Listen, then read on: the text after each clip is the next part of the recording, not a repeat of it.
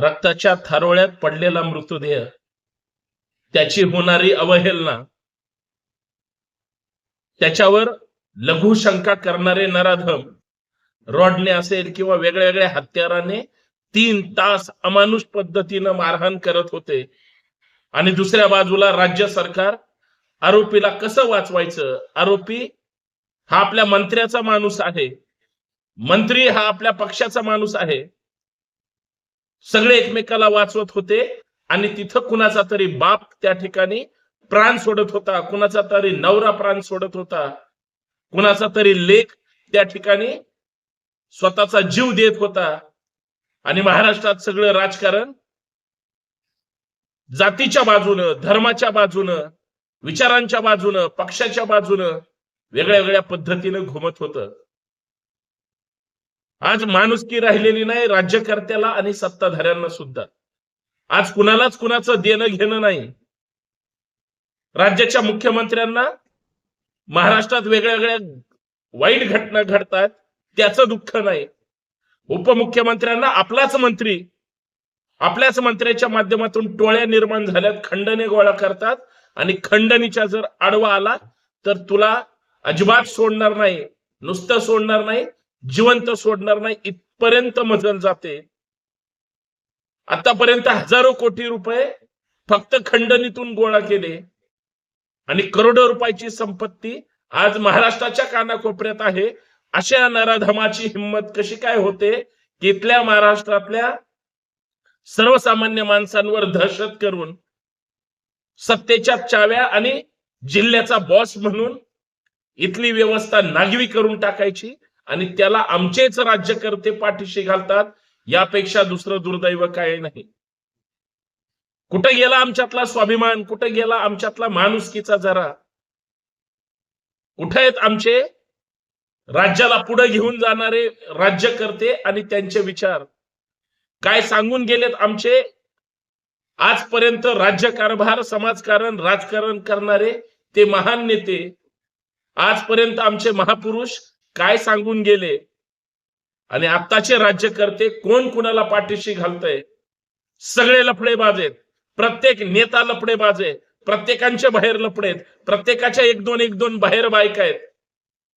प्रत्येक जण एकमेकाच्या बुडाखालचा अंधार शोधण्याचा आणि लपवण्याचा प्रयत्न करतोय. आमची माणसं एवढं सगळं घाणेरडं कार्यकर्ते सुद्धा पाहतायत. आणि या सगळ्या व्यवस्थेला आज जर ही सगळी व्यवस्था त्या पद्धतीनं जर पाहत नसेल तर मग कुठल्या गोष्टीबद्दल काय बोलायचं याचा सुद्धा विचार आणि प्रचार होणं गरजेचं आहे. मित्रांनो, या आणि अशा विषयावर बोलणार आहे. मित्रांनो, सर्वांना सप्रेम जय जिजाऊ, नमस्कार, जय शिवराय, जय महाराष्ट्र. मी संतोष शिंदे.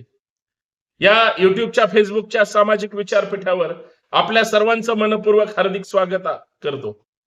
दिल्लीमध्ये आहे. दिल्लीतून देशाचं राजकारण कसं चालतं, प्रशासन कसं चालतं, न्याय व्यवस्था काय चालते, या देशाचा कारभार जी राज्यकर्ते मंडळी दिल्लीतून चालवतात ती दिल्ली पाहण्यासाठी आलोय. परंतु लक्ष आपल्या महाराष्ट्राकडेच आहे. महाराष्ट्रात काय चाललंय, काय उलाढाली सुरू आहे, न्याय मिळतोय का आमच्या इथल्या सर्वसामान्यांना, या सगळ्या गोष्टीचा मागोवा घेत असताना मसाजोगच्या सरपंचांच्या हत्येचं प्रकरण आता महाराष्ट्रासमोर आलंय. ज्या अमानुष पद्धतीनं वाल्मिक कराडच्या नराधमांनी, धनंजय मुंडेंच्या लोकांनी, कराडच्या चेले चपाट्यांनी एका व्यक्तीला मारलंय. सोमनाथ सूर्यवंशी नावाचा परभणीतला युवक पोलिसांनी मारलं न्यायालयीन कोठडीत. काय आमचे राज्यकर्ते काय करतात, कुणाला पाठीशी घालतात, कुणाचं त्या ठिकाणी ते लांगुल चालन करतात, याचा शोध आणि बोध येणं गरजेचं आहे. 3 महिने झाले संतोष देशमुखांच्या किंवा सोमनाथ सूर्यवंशीच्या हत्येला.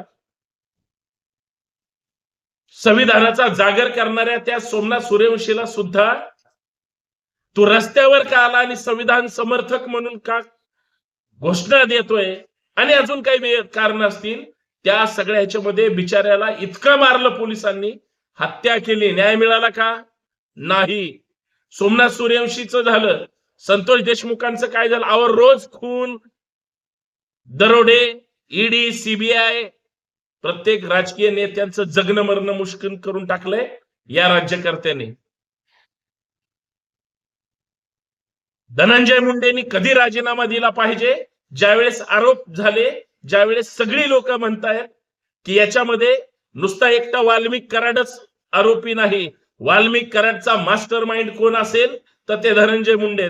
धनंजय मुंडेंवर झाली का कारवाई? अजित पवारांनी वाचवलं धनंजय मुंडेला, अजित पवारांना वाचवलं देवेंद्र फडणवीसांनी, एकनाथ शिंदे साहेबांनी भाजपचं सरकार त्या ठिकाणी वाचवलं. हे सगळी एकमेकांची मिली भगत आहे. लोकांच्या न्यायाचं काय? एवढं सगळं संतोष देशमुखांच्या हत्येचं प्रकरण हळूहळू ज्या पद्धतीनं मीडिया ट्रायल असेल किंवा इतर गोष्टी असेल, कारण पोलीस विकले गेले, राज्यकर्ते विकले गेले, नेते विकले गेले, सगळ्याच सेटलमेंट झालं. या सगळ्या ह्याच्यामध्ये न्याय कुणाकडून मागायचा? अहो हत्येची केस ज्या पोलीस स्टेशन मध्ये नोंद झाली किंवा करण्यासाठी प्रयत्न करावे लागले, जर मनोज जरांगे पाटील त्या ठिकाणी त्यावेळेस रस्त्यावर नसते आले, सगळी लोक रस्त्यावर नसती आली, काय झालं असतं? वाल्मिकांनी आतापर्यंत जेवढी माणसं मारली तेवढीच माणसं आजपर्यंत मारण्यामागे आणि त्याला पाठिंबा देण्यामध्ये, सगळं लपवण्यामध्ये माननीय धनंजय मुंडेंचा जर हात असेल तर धनंजय मुंडेंचा राजीनामा 3 महिन्यांनी घेऊन चालणार नाही. गृहमंत्री, मुख्यमंत्री सुद्धा निष्क्रिय ठरले, हे सुद्धा विसरता येणार नाही. धनंजय मुंडेंनी राजीनामा दिला, उपकार नाही केले. धनंजय मुंडेंना आजपर्यंत अजित पवारांनी वाचवलं किंवा मुख्यमंत्र्यांनी आणि राज्याच्या गृहमंत्र्यांनी वाचवलं. नैतिक जबाबदारी स्वीकारून गृहमंत्री पदाचा सुद्धा देवेंद्र फडणवीस साहेबांनी राजीनामा दिला पाहिजे. त्याचं कारण सुद्धा असं आहे, महाराष्ट्रामध्ये अस्थिरता आहे, जाती जातीमध्ये वाद आहे, धर्मामध्ये वाद आहेत आणि सगळे वाद जातीच्या एकमेकांच्या कुरबुरीमुळे लावले जातात. कुठे जातीची बिरदावली घेऊन बोंबलणारे वागणारे आता कुठल्या बिळात लपले?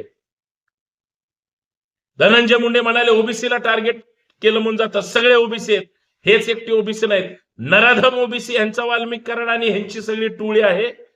महादेव मुंडेला यांच्याच लोकांनी मारलं, न्याय मिळाला नाही त्या महादेव मुंडेच्या कुटुंबाला, परळीतल्या कन्हेरवाडीतल्या त्या महादेव मुंडेला. तो ओबीसी नव्हता का? जातीचं कुठे घेऊन बसलाय? माणसं मारताय तुम्ही, नराधम आहे तुम्ही.